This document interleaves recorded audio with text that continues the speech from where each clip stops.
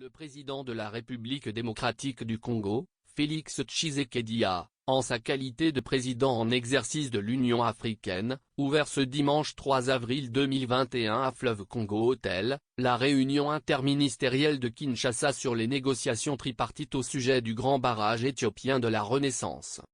La cérémonie d'ouverture a eu lieu en présence notamment des présidents de deux chambres du Parlement et du panel qui accompagne la présidence de la RDC à l'Union africaine avec à sa tête le professeur Ntumba Luamba.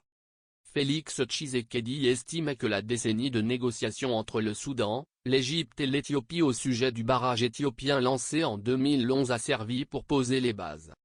La décennie des rencontres et des négociations n'a pas été une décennie perdue. Bien au contraire, elle a servi à débrayer le terrain, à mieux cerner et comprendre nos préoccupations, appréhensions et ententes respectives. Mais il se pose à nous le défi de travailler en harmonie pour harmoniser notamment les vues sur la nature de l'instrument dans lequel seront consignés les futurs arrangements à convenir, a dit Félix Tshisekedi. Pour le président en exercice de l'Union africaine, les assises de Kinshasa sont un pas décisif. La poursuite des négociations tripartites de Kinshasa peut être considérée comme une étape importante, un événement majeur, un pas décisif, mais elle constituera véritablement un tournant capital que par le contenu que tous ensemble, nous lui donnerons, si nous sommes animés par la détermination et le courage de surmonter les obstacles, a-t-il souligné.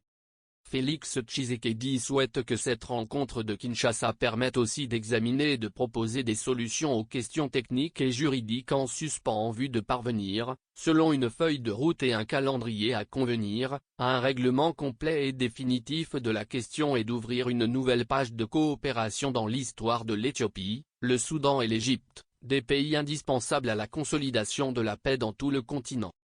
Pour rappel, le barrage de la Renaissance construit par l'Éthiopie sur le fleuve Nil est appelé à devenir le plus grand barrage hydroélectrique en Afrique. Le Soudan et l'Égypte situés en aval de ce barrage s'y opposent au risque que ce barrage pourrait restreindre leurs ressources hydrauliques, d'autant plus que l'Égypte dépend à plus de 90% du Nil en termes d'eau.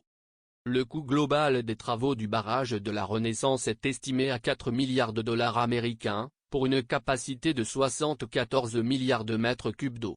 Sa hauteur est de 145 mètres. Le président de la République démocratique